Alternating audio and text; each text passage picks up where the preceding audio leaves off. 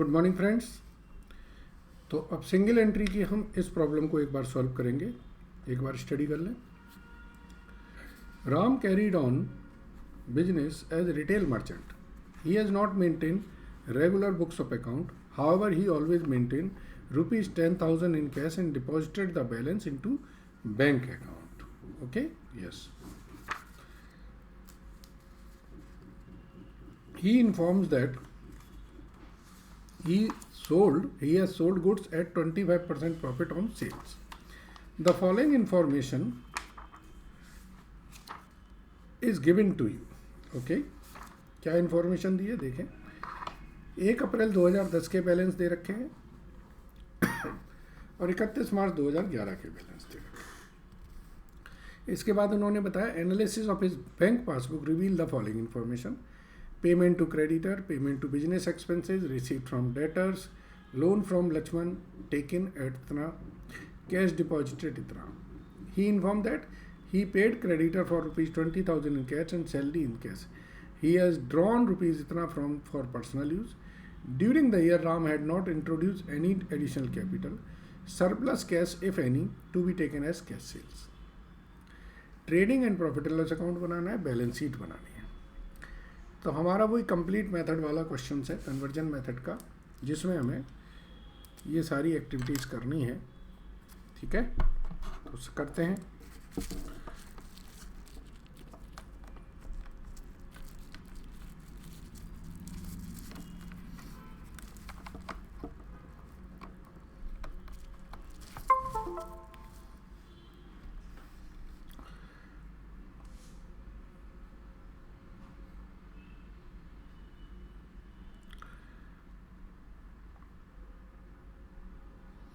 चलिए, सबसे पहले एक हम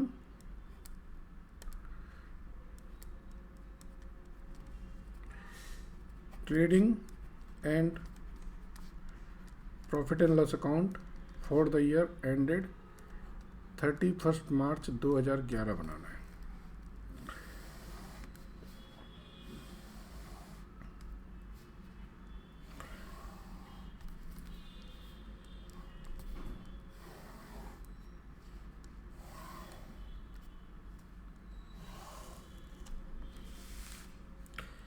इसके साथ बैलेंस शीट एज ऑन 31 मार्च 2011। ठीक है जी, ये बनाएंगे हम लोग।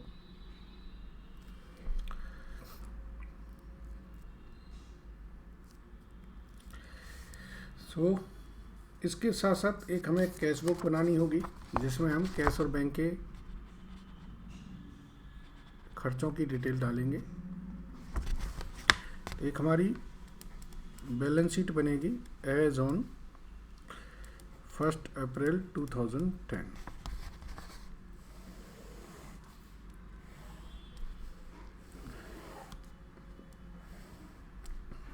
ठीक है, इसके साथ हमारा कैश एंड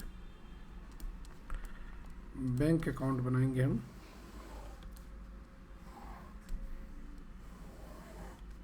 इसमें हम कैश और बैंक के दोनों के कॉलम लिखेंगे।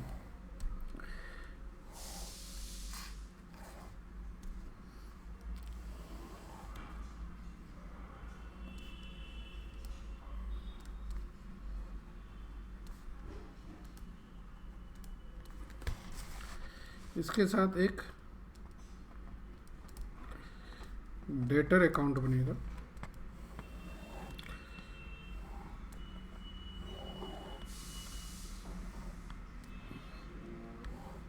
और एक हमारा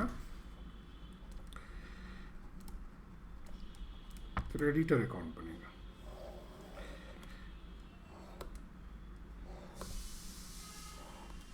ठीक है, एक डेटर अकाउंट बनेगा, एक क्रेडिटर अकाउंट बनेगा। अब हमारा सबसे पहले जो ओपनिंग बैलेंसेज हैं उनको हम लिख देते हैं।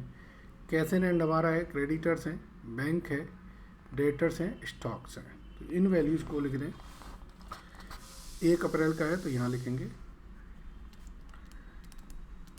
कैश इन हैंड हमारा 10,000 है, क्रेडिटर 40,000 है, कैश एट बैंक, तो ये क्रेडिट बैलेंस है तो ये बैंक ओवरड्राफ्ट होगा 50,000।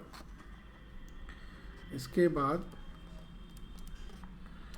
डेटर का बैलेंस है हमारा 1,00,000 और स्टॉक है हमारा 2,80,000। ये हमारे 1 अप्रैल 2010 के बैलेंस है, वो हमने बैलेंस शीट में ले लिए। अब आगे बढ़ने से पहले इनके जो ओपनिंग बैलेंसेस हैं उन्हें आप यहाँ लिख लें सारे अकाउंट्स में। तो कैश का ओपनिंग बैलेंस 10,000 है और बैंक का ओपनिंग बैलेंस 50,000 है, डेटर का ओपनिंग बैलेंस 1,00,000 है, क्रेडिटर का ओपनिंग बैलेंस कितना है 40,000।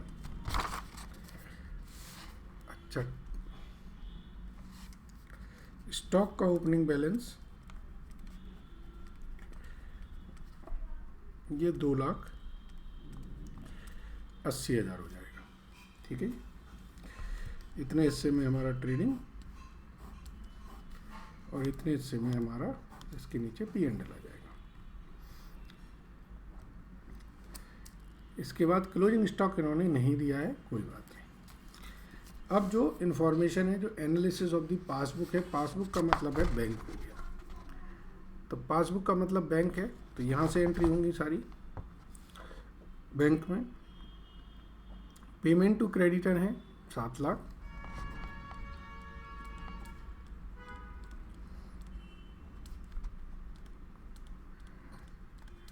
ठीक है। तो क्रेडिटर में आएगा टू बैंक 7,00,000, फिर बिजनेस एक्सपेंसेस हैं कितने 1,20,000,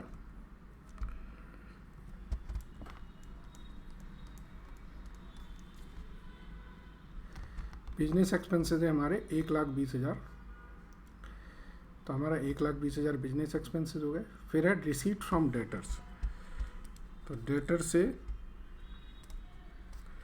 हमें मिले हैं 7,50,000, तो डेटर्स में आ जाएगा बाय बैंक 7,50,000। इसके बाद लक्ष्मण से लोन लिया है, तो लक्ष्मण से लोन लिया है कितने का 1,00,000 रुपए का, तो वो हमारा बैलेंस शीट में चला जाएगा। इसके बाद कैश डिपॉजिट की हमने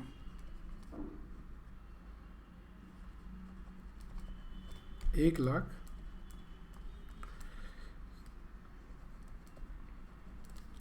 तो यहाँ से कैश भी हमारा बाय बैंक करके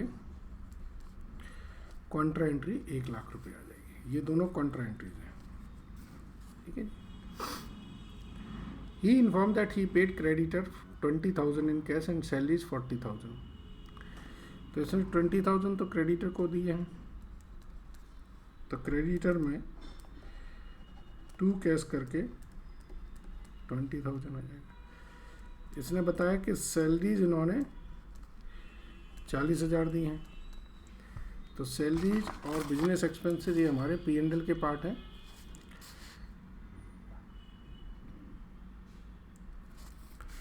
यहाँ पर सैलरी 40,000 और बिजनेस एक्सपेंसेस 1,20,000 हमारे आ गए, ठीक है। इसके बाद देखिए इन्होंने बोला कि 80,000 हमने कैश ड्राइंग के लिए निकाला है, तो ड्राइंग में यहाँ पर आ जाएगी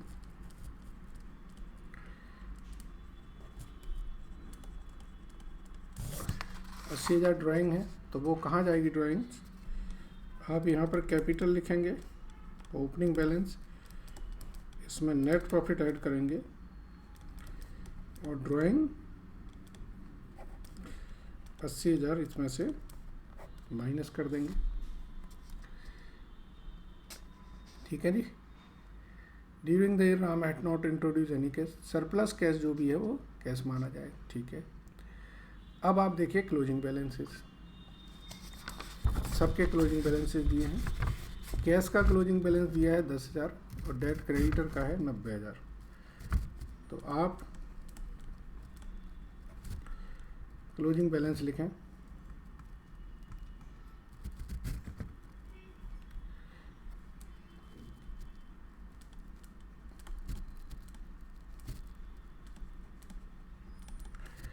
कैश का है 10,000, क्रेडिटर का क्लोजिंग बैलेंस 90,000। ठीक है जी। आगे पढ़ें। बैंक का क्लोजिंग बैलेंस है 80,000, डेबिट में है। डेटर का क्लोजिंग बैलेंस है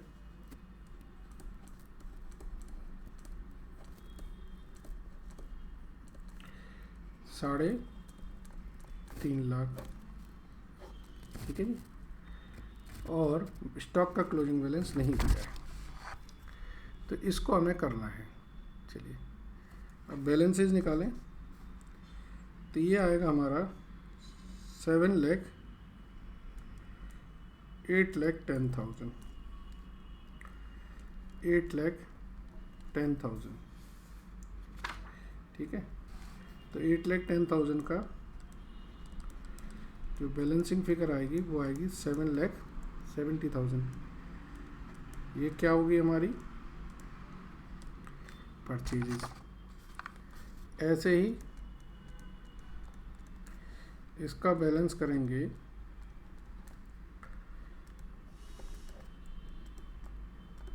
तो ये बैलेंस आएगा 10 लाख। ये क्या आएगी हमारी क्रेडिट सेल। अब जरा बैंक को बैलेंस करो पहले। बैंक में देखो कोई फर्क फिगर आ रही क्या? इस तरफ का टोटल है ये 2 लाख, 9 लाख,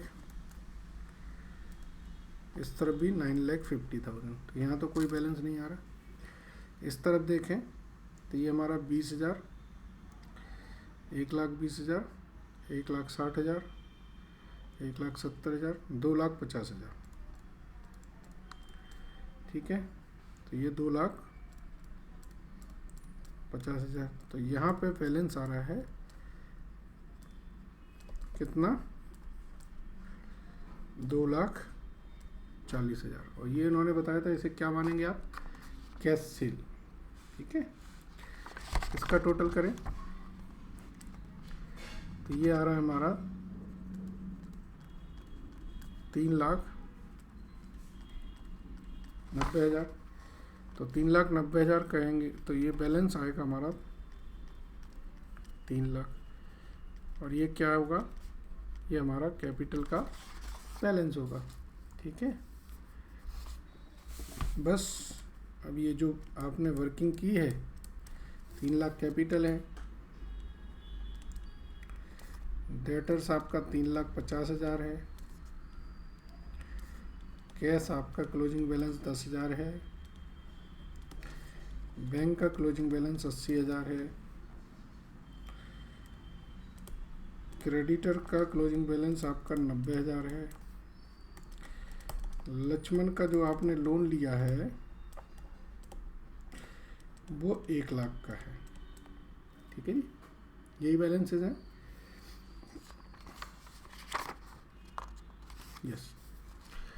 अब आप इसको प्रॉपर तरीके से करें। यहाँ पर क्या लिखेंगे?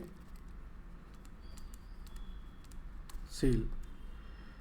कैश की हमारी 240 है और क्रेडिट की हमारी 10 लाख है। तो टोटल सेल हो गई 12,40,000 की। परचेज हमारी है 7,70,000 की, ठीक है।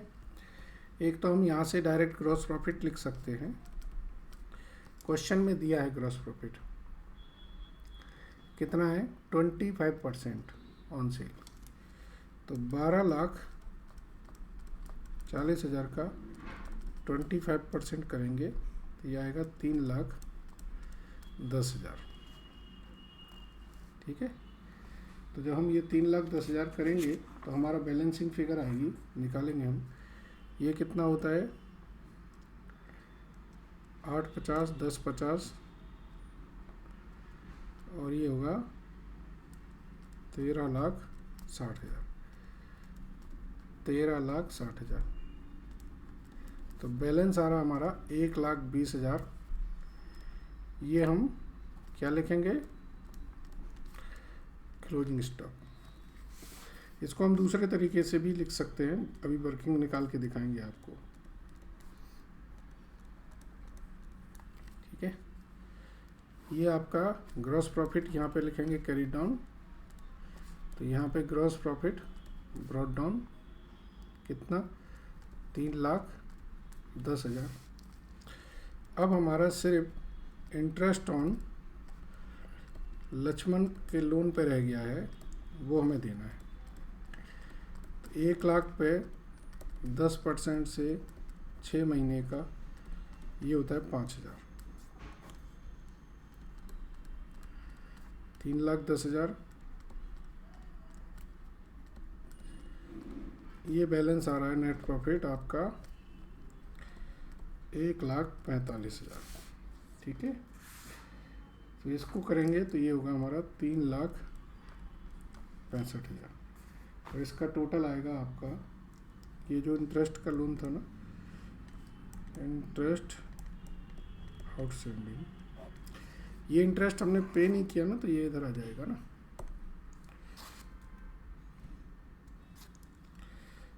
तो इस तरफ का टोटल आएगा 5,60,000 और इसका भी टोटल आएगा 5,60,000।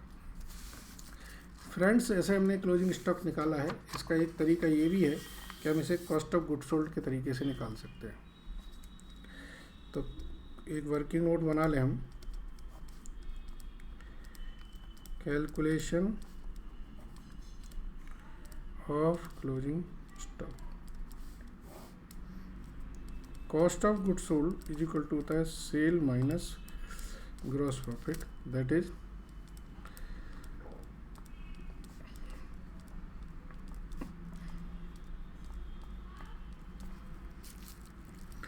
And cost of good sold is equal to होता है ओपनिंग